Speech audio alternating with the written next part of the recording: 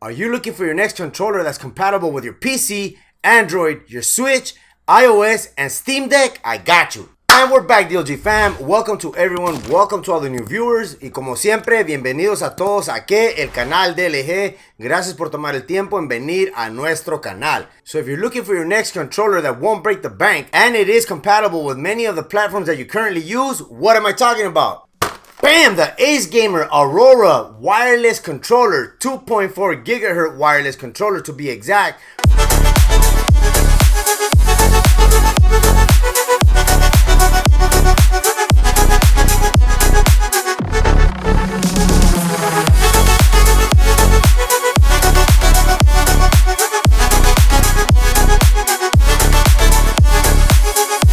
For your PC, Android, Switch, iOS, and your Steam Deck. Now, the nice thing about this controller, guys, regular price is $34.99 and right now it's for $29.99. So this controller has Hall effect thumbsticks. That is something that many of us look for in controllers because you know how much we despise stick drift.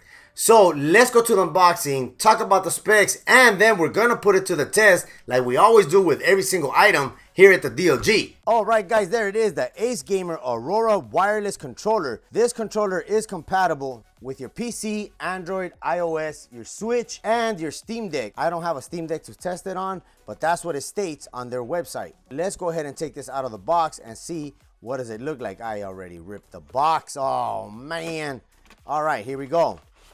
Okay, so that's it right there. And it does come with this manual so you can know how to use the controller itself. And what else comes in the box? And you also get a USB-A to USB-C charging cable. It does come with this dongle right here. This is so you can connect to your device via the 2.4 gigahertz connection, and the controller is also Bluetooth enabled. So let's check out the controller. All right. Ooh, okay, so it's a pretty heavy controller. And bend test here. All right, it doesn't break. Okay, so you do get a view button, options, screenshot, turbo mode, because this controller does feature turbo mode, so you can use it on those awesome fighting games, and a home button. You got a little H right there to let you know that's the home button. And as you guys can see right there, it does have RGB on the thumbsticks. The thumbsticks do feature the Hall effect mechanism. This will allow for the controller to be stick drift free. It also has dual linear motors, so you could get that rumble feature that many of the games provide. And the buttons are pretty clicky. Not too sure how you guys feel about clicky buttons. Listen to that. But check this out.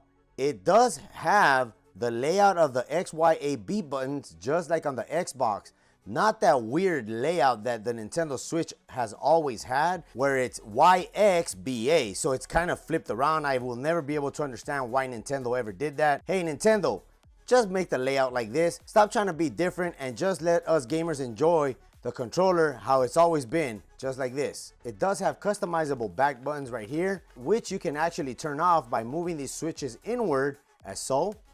You will deactivate those back buttons. All right, that's pretty neat because I myself, the way I play, sometimes the game gets a little too tense and I tend to press those back buttons or back paddles by accident. So this indeed does have a wireless 2.4 gigahertz connection. And as mentioned before, it does feature a Bluetooth connection as well. To be able to use the plug and play feature with the dongle, you're gonna have to press and hold the B button and then press the home button for 3 seconds. It will begin the pairing mode with the receiver itself. This controller does feature a large capacity 1000 mAh battery to give you some long gaming sessions without having to charge often. So you are able to use this controller wired to your PC or via the Bluetooth connection, or also with the dongle. As for the Bluetooth connection, it does support X input mode and NS Pro mode. To enter NS Pro mode or X input, you're going to have to hold down the home button, which is this one right here, for 3 seconds for Bluetooth pairing. And you will have to open up your PC's Bluetooth settings in order for you to be able to connect it. You will see Xbox controller under the Bluetooth items on your PC. So that is to enter X input mode. And to enter NS Pro mode, you're going to have to long press the home button and the Y button for 3 seconds. It will enter the Bluetooth pairing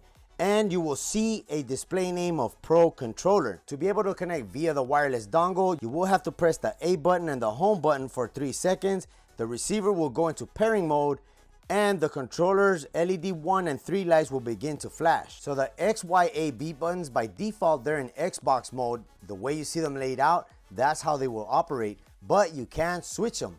If you need to switch the keys, you hold down the turbo button and the screenshot for 3 seconds. You will get a slight vibration, and then you will be able to swap the X with the Y and the Y with the X, the B with the A, and the A with the B. You're also able to adjust the vibration on the controller, and this one features 4 different levels of vibration: 100%, 80%, 50%, and 0%. The default value is 100%. The way you adjust this is by holding down the turbo button. Let's go ahead and power it on and try it. Hold down the turbo button, and with the left joystick, go up or down in order to increase or decrease the percentage of the vibration. Now, in order for you to activate turbo mode for the first time, you will have to hold the setup button and then press the turbo mode. So the keys that you're able to add to the turbo mode are the X, Y, A, B, left bumper, left trigger, right trigger. So you're able to adjust the hertz that the turbo mode operates by pressing down the turbo mode and pressing up or down on the right rocker switch. This will allow you to switch between 5 hertz, 12 hertz, and 20 hertz. The default would be 12 hertz. You can also calibrate the 6 axes on the controller, and you can do this when the controller is in a hibernation state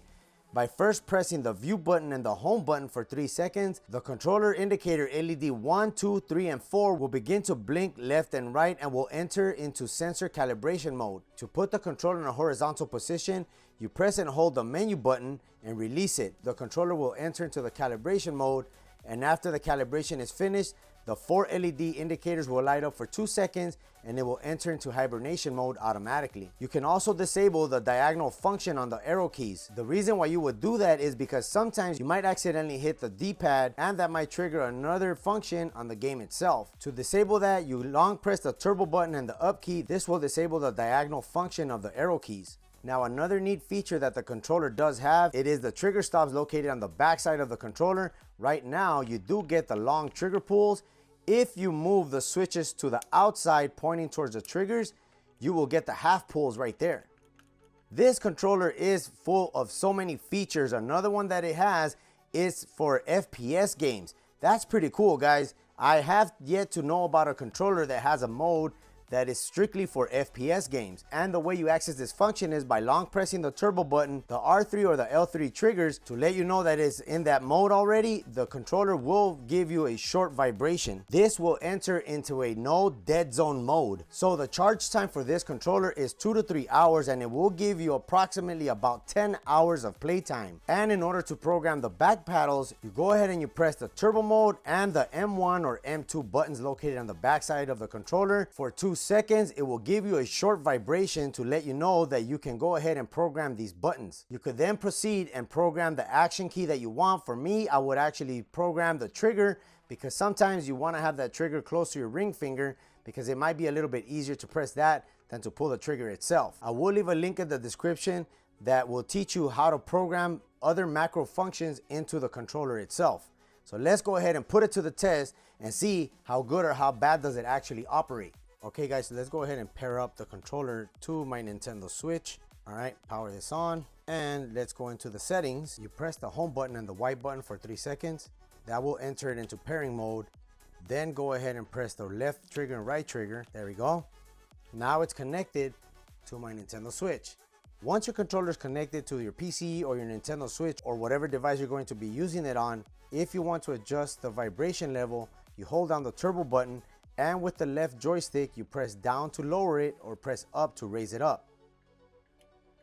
Right there, that's down to 0, 25, 50, 80, 100%. But let's go ahead and test out the controller and see how well does it perform. So the controller itself is pretty responsive. I like that. I have noticed that there's some weird sounds coming out of the controller. I'm not too sure if you guys will be able to capture them.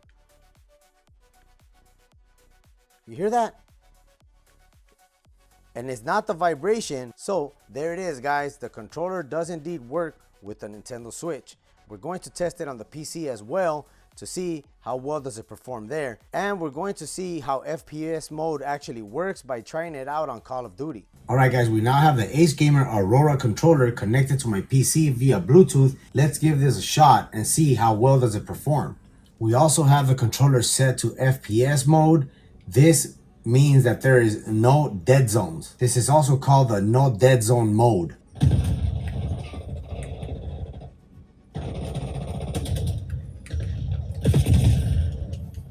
So the triggers are a little bit more longer than usual. The controller does feel kind of weird when you're playing FPS games, but that's nothing we can't get used to.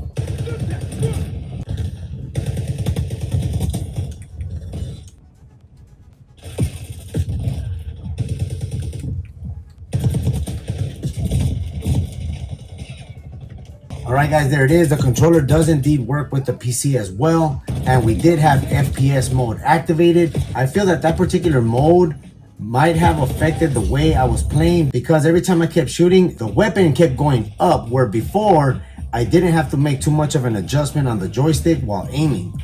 So let's go ahead and try it again, but this time around, let's turn off FPS mode. We now have FPS mode turned off. Let's see if that was actually the issue before.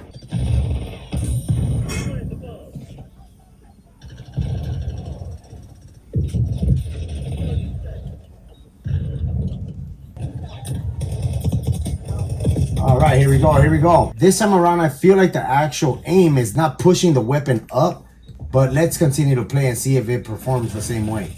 All right, so the controller's performing quite well now. I think the FPS mode, what it does is, because it is a no dead zone, you literally have to manually aim like you always do, but there's no assist on the controller itself.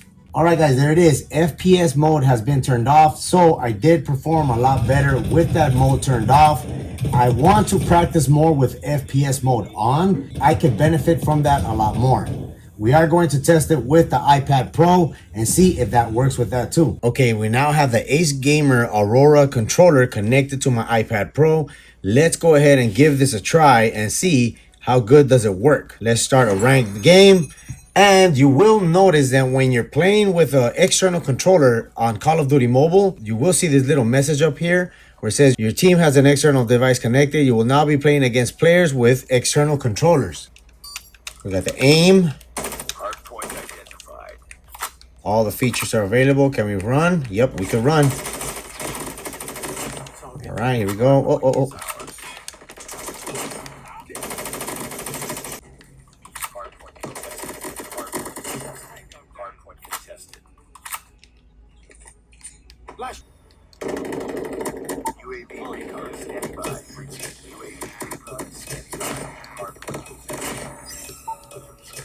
Look at that right there, guys. Came out with the win.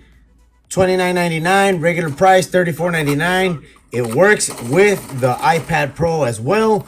And obviously it's gonna end up working with your iPhone also. So now let's go ahead and test it out with an Android device. And then we have one more thing left. We will try it out on the ROG Ally. I feel that it's gonna work with that as well, because it's like a mini PC. All right, guys, so here's my Android device. The controller's in pairing mode, and you wanna go ahead and select Pro Controller, pair it. Once that's completed, the controller is now connected to the Android device. So now let's go ahead and run Call of Duty Mobile and see if it works with that. As you guys can see, it doesn't work with Call of Duty Mobile. More than likely, this might be because of the fact that you might need to remap the buttons. You know how usually there's certain apps that allow you to do that. So let's go ahead and try NBA 2K and see if it works with that. There you have it, guys. The ACEGAMER wireless controller also works on Android. This is NBA 2K24, and unfortunately it did not work with Call of Duty. More than likely it has to do with the fact that you have to be able to remap the actual buttons, and there is no software for this controller to do that. All right, guys, so we now have the ACEGAMER Aurora wireless controller hooked up to my ROG Ally via Bluetooth. Let's go ahead and see if the controller works well with this device also. Look at that. The controller does indeed work with the ROG Ally. We're playing this Teenage Mutant Ninja Turtles game that I found on Game Pass, and we are playing it off of the cloud. Look at that. It works very well. So you got all the functionality that you would normally get off of an actual Xbox controller on your PC, or in this case, your ROG Ally. Let me know down in the comments below if this is something you're interested in purchasing. All right, guys, there it is, the ACEGAMER Aurora wireless controller.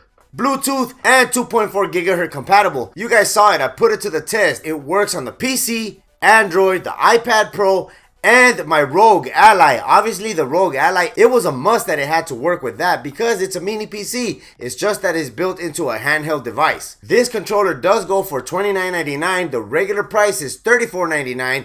Remember, guys, it does have Hall effect triggers, quick trigger stops, and also programmable back paddles, or back buttons I should say. So let me know down in the comments below if you do own an ACEGAMER budget friendly wireless controller, and if you don't have one and you happen to pick one up using the link down below, come back to the video, let me know what you think of it.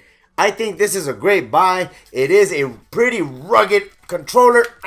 I can't try to snap it in half, but yeah, that's a little hard trying to break this sucker in half, because it is pretty durable and it will withstand children. Well, I'll take that back. It depends how the kids actually treat the controller. Obviously, even with adults, some things don't last. So if you're a dad, a gaming dad looking for your next budget controller that's less than 30 bucks because you're tired of throwing money at Nintendo, don't forget to check out my latest video. But till next time, guys, I'm Tech. Peace out. Alright, guys, there it is. Oh,